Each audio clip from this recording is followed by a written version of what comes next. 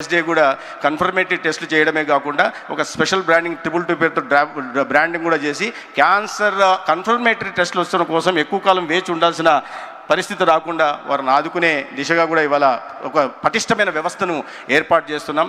దాంట్లో భాగంగానే suspected cases వస్తున్నాయి, కన్ఫర్మేటరీ టెస్టులు చేస్తున్నాం.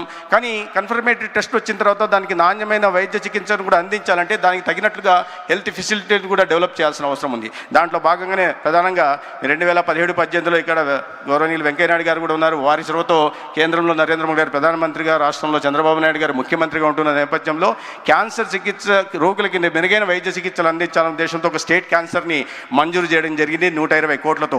ఒక సంవత్సరం తర్వాత అది ఆగింది. తర్వాత 5 సంవత్సరాల పాటు ఆ క్యాన్సర్ సెంటర్ రాలేదు, సాకారం కాలేదు. నేను ఇక్కడ విమర్శలు చేయట్లేదు, కానీ ఇటువంటి చాలా అవసరమైన, అత్యవసరమైన, అతి ముఖ్యమైన విషయంలో ప్రభుత్వాలు నిర్వహిస్తున్న నిర్లిప్తత కానీ నిర్లక్ష్యాన్ని మాత్రం ఖచ్చితంగా నిందించాల్సిన అవసరం ఉంది. కూటమి ప్రభుత్వం వచ్చిన తర్వాత గౌరవనీయ ముఖ్యమంత్రి గారు చంద్రబాబు నాయుడు గారు ఆదేశాల మేరకు 1 సంవత్సరంలోనే ఆ స్టేట్ క్యాన్సర్ సెంటర్ని 120 కోట్లతో పూర్తి చేయడం జరిగింది. దాంట్లో కావాల్సిన సిటీ సిమ్యులేటర్ కానీ బ్రాకీథెరపీని కూడా ఏర్పాటు చేసుకోవడం జరిగింది. అదేవిధంగా కడప సెంటర్ని కూడా ఒక కాంప్రహెన్సివ్ క్యాన్సర్ సెంటర్ కూడా ఏర్పాటు చేశాం. విశాఖపట్నంలో కూడా లెవెల్ 2 క్యాన్సర్ సెంటర్ని కూడా ఏర్పాటు చేసుకోవడం జరిగింది. కావాల్సిన సిటీ సిమ్యులేటర్స్తో కూడా ప్రధానంగా గుంటూరులో L1 క్యాన్సర్ సెంటర్గా గుంటూరు తయారు చేయడం జరిగింది. సిటీ సిమ్యులేటర్స్ కాకుండా లినాక్ మిషన్స్ మాత్రమే కాకుండా పెట్ స్కానర్ కూడా ఇక్కడ ప్రత్యేకంగా పెమసాని గారు కూడా నేను ఈ విషయంలో ధన్యవాదాలు చెప్పాల్సి ఉంది. ఎందుకంటే ఈ CSR యాక్టివిటీ కింద నాట్కో సంస్థ వాళ్ళు పెద్ద ఎత్తున నిధులు సమకూర్చి భవనాన్ని నిర్మించడమే కాకుండా ఈ నిర్వహణ బాధ్యత కూడా వారు చేపడితే ప్రభుత్వం వైపు నుంచి మేము పెట్ స్కానర్ని లినాక్ మిషన్ ఒకటి ఇస్తే ఇంకో లినాక్ మిషన్ని కూడా వారు CSR యాక్టివిటీ కింద తీసుకురావడం జరిగింది. ఒక L1 క్యాన్సర్ సెంటర్గా గుంటూరుని ఇవాళ తయారు చేయడం జరిగింది. దీంట్లో ఇది మాత్రమే కాకుండా 23 డే కేర్ క్యాన్సర్ సెంటర్ని కానీ పాలియేటివ్ క్యాన్సర్ సెంటర్ మీద కూడా ప్రధానంగా దృష్టి సారించి ఇవాళ రాష్ట్రంలో క్యాన్సర్ బారిన పడిన వారికి ఈ అతి ఖరీదైన చికిత్సను కూడా అందించే దిశగా ప్రయత్నాలు చేస్తున్నాం. 25 లక్షల దాకా కూడా ఇవాళ NTR వైద్య సేవ నుంచి చికిత్సలు అందిస్తున్నాం. ఈ క్యాన్సర్ ఎంత తీవ్రంగా పరిణమించిందంటే 2000 రాష్ట్ర విభజన జరిగినప్పుడు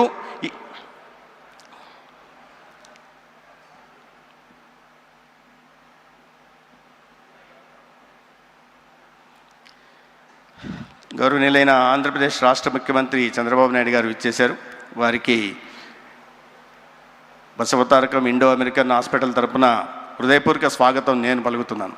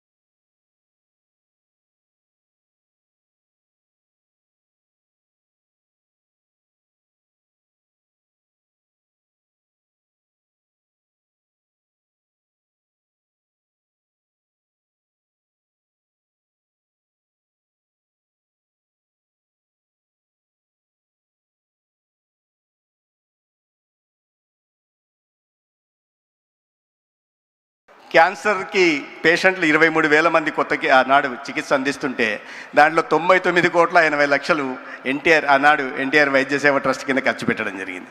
అది కాస్త 6 ఏళ్ళు అయ్యేసరికి, అంటే 2020 సంవత్సరం వచ్చేసరికి ఆ బడ్జెట్ కాస్త 216 కోట్లకి వెళ్ళిపోయింది. ఇవాళ 2025-26 మొన్న మార్చి నాటికి ఈ 746 కోట్లకి క్యాన్సర్ పేషెంట్లకు అందిస్తున్న చికిత్స కోసం ఎన్టీఆర్ వైద్య సేవ ట్రస్ట్ కింద ఇవాళ ఆంధ్రప్రదేశ్లో కూటమి ప్రభుత్వం ఖర్చు పెట్టింది. అంటే దాదాపు 7.46 టైమ్స్ గత 12 సంవత్సరాల్లో క్యాన్సర్ కేసుల సంఖ్య పెరగడం, అదేవిధంగా దానికి అనుగుణంగా ఖర్చు పెట్టే దిశగా కూడా ప్రయత్నాలు జరుగుతుంటాయి. ఇవన్నీ ఇది సదా చెప్పుకోదగ్గ విషయాలు కాదు, ఎందుకంటే దురదృష్టకరమని. అయితే దీనికోసం ప్రధానంగా దృష్టి పెట్టి ఇవాళ క్యాన్సర్ డిసీజ్ బర్డన్ తగ్గించే దిశగా కూడా ప్రయత్నం చేస్తున్నాం. ఒక క్యాన్సర్ అట్లాస్ని కూడా ఇటీవల గౌరవ ముఖ్యమంత్రి గారు ప్రారంభించడం జరిగింది. దాంట్లో క్యాన్సర్ మానిటరింగ్ కానీ, లేదా మ్యాపింగ్ కానీ, లేదా ఒక సైంటిఫిక్ వేలో డెసిషన్ మేకింగ్ చేసే దిశగా కూడా ఇవాళ ఆంధ్రప్రదేశ్ రాష్ట్రంలో ప్రయత్నం చేస్తున్నాం. ఎందుకంటే Andhra Pradesh our focus is now shifting from reactive curative approach to predictive preventive wellness approach. అది మాకు మా రాష్ట్ర గౌరవ ముఖ్యమంత్రి గారు ఇచ్చిన మ్యాండేట్. దానికి అనుగుణంగానే ఇవాళ అవగాహన కలిగిస్తున్నాం. ప్రాథమిక దశలోనే వీటిని గుర్తించే దిశగా ప్రయత్నాలు చేస్తున్నాం ప్రజల్లో. ఎందుకంటే చేతులు కాలిన తర్వాత ఆకులు పట్టుకున్న చందానంగా కాకుండా వీటికి క్యాన్సర్ బారిన పడకుండా మనం ఏ రకంగా జాగ్రత్తలు వహించుకోవాలా, ఏ రకమైన లైఫ్ స్టైల్ చేంజెస్ తీసుకురావడం వల్ల క్యాన్సర్ బారిన పడకుండా మనం కాపాడుకోవచ్చు అనే విషయంగా ముఖ్యమంత్రి గారే బ్రాండ్ అంబాసిడర్గా ఉంటూ ఇవాళ ఈ పెస్టిసైడ్స్లో కానీ, కెమికల్స్ విషయంలో కానీ రైతుల్లో అవగాహన కల్పిస్తున్నారు. అదేవిధంగా ఒక సేంద్రియ వ్యవసాయం వైపుగా నడిపించే దిశగా ప్రయత్నం చేస్తున్నారు. ఎందుకంటే ఇంత తీవ్రమైన సమస్య గురించి ప్రజలకు చెప్పి, లేదా రైతులకు చెప్పి, వీళ్ళకి చెప్పిన దాని తర్వాతనే దాని మీద జాగ్రత్త పడడానికి అవసరం. ఇవన్నీ సమస్య చెప్తున్నప్పుడు ఇన్ని తీవ్రంగా కేసులు ఉన్నాయి, ఇన్ని కొత్త కేసులు వస్తున్నాయి, ఇంతమంది ప్రాణాలు పోతున్నారు అంటున్నప్పుడు ప్రజల్లో భయాందోళన కలగచ్చు. కానీ ఆ సమస్య గురించి చెప్పకపోతే ఆ సమస్యకు తీసుకోవాల్సిన జాగ్రత్తలు తీసుకునే అవకాశాన్ని మనం కోల్పోతాం. ఒక ఆరోగ్య వ్యవస్థని, పటిష్టమైన ఆరోగ్య వ్యవస్థని క్యాన్సరే కాకుండా మిగతా వాటిలో కూడా తీసుకునే దిశగా కూడా ఆంధ్రప్రదేశ్లో చర్యలు తీసుకోవడం జరుగుతుంది. ప్రధానంగా నేను చెప్పినట్టుగా ఈ ప్రివెంటివ్ మెజర్స్ తీసుకునే దిశగా కూడా ప్రయత్నం జరుగుతూ ఉంది. ఇవాళ అందుకనే ప్రతి ఒక్కరి ఇంటి దగ్గరికి పేషెంట్ హాస్పిటల్కి రాకుండా వారి ఇంటి దగ్గరికి వచ్చి 42 రకాల పరీక్షల్ని దేశంలో ఏ రాష్ట్రంలో చేయట్లేదు, ఆంధ్రప్రదేశ్లో చేస్తున్నాం. దానికి వెళ్ళిన తర్వాత ఒక డిసీజ్ బర్డన్ ఏది ఉందో మ్యాపింగ్ చేసి దాని కేటగిరీ డిసీజ్ ప్రొఫైల్ చేసి, ఇండివిజువల్ డిసీజ్ ప్రొఫైల్ తయారు చేసి నార్మల్, లో risk, medium risk, high risk చేసి దానికి అనుగుణంగా రాబోయే రోజుల్లో టెక్నాలజీని ఇంటిగ్రేట్ చేసుకుంటూ ఒక సంజీవిని డిజిటల్ హెల్త్ ప్లాట్ఫామ్ ఏదైతే క్రియేట్ చేస్తున్నామో ఇది కూడా ఆంధ్రప్రదేశ్లోనే మొట్టమొదటిసారిగా జరుగుతోంది. దీని కారణంగా రాబోయే ఇబ్బందుల గురించి, వారి ఏ సమస్యలు ఎదుర్కోబోతున్నారు, ఏ నాన్ కమ్యూనికేబుల్ డిసీజెస్ బారిన పడిపోతున్నారు, దాని తర్వాత ఎటువంటి తీవ్ర దుష్పరిణామాలు ఉండబోతున్నాయనే విషయాన్ని అవగాహన కలిగించడమే కాకుండా ఆ లైఫ్ స్టైల్ చేంజెస్ కావాల్సిన దిశగా కూడా రాష్ట్రాన్ని, ప్రజల్ని నడిపించే దిశగా ఆంధ్రప్రదేశ్లో ప్రయత్నాలు జరుగుతున్నాయి. అయితే 25 సంవత్సరాలుగా తెలుగు రాష్ట్రాలు కాకుండా బయట రాష్ట్రాల నుంచి వచ్చిన ప్రజలకి విశేషమైన సేవలు అందిస్తున్న బసవతారకం ఇండో అమెరికన్ హాస్పిటల్ ఇవాళ ఆంధ్రప్రదేశ్లో కూడా వచ్చి అమరావతి ప్రాంతంలో కూడా 1000 పడకల ఆసుపత్రిని ప్రారంభిస్తున్న సందర్భంగా నేను ప్రత్యేకంగా నందమూరి బాలకృష్ణ గారికి ధన్యవాదాలు తెలియజేసుకుంటూ ఈ సేవా ప్రస్థానాన్ని కొనసాగించాలా, సమాజంలో ఇబ్బందులు ఎదుర్కొంటున్న పేదలను ఆదుకోవడానికి, ప్రధానంగా అతి ఖరీదైన క్యాన్సర్ నుంచి సమాజాన్ని రక్షించే దిశగా ప్రభుత్వం చేస్తున్న ప్రయత్నాలకి సమాంతరంగా మీరు చేస్తున్న ప్రయత్నాలు కొనసాగాలని, ఈ ప్రస్థానం కొనసాగాలని, ఎవరైతే ఏ లక్ష్యంతో, సముద్ర లక్ష్యంతో డాక్టర్ స్వర్గీయ ఎన్టీ రామారావు గారు దీన్ని తీసుకొచ్చారో ఆ సేవానిరతిని ముందుకు కొనసాగించి ప్రజల మన్ననలు కొనాల్సిందిగా మిమ్మల్ని కోరుకుంటూ నాకు ఇవాళ అవకాశం కలిగించినందుకు ధన్యవాదాలు తెలియజేసుకుంటూ సెలవు తీసుకుంటాను. భారత్ మాతాకి.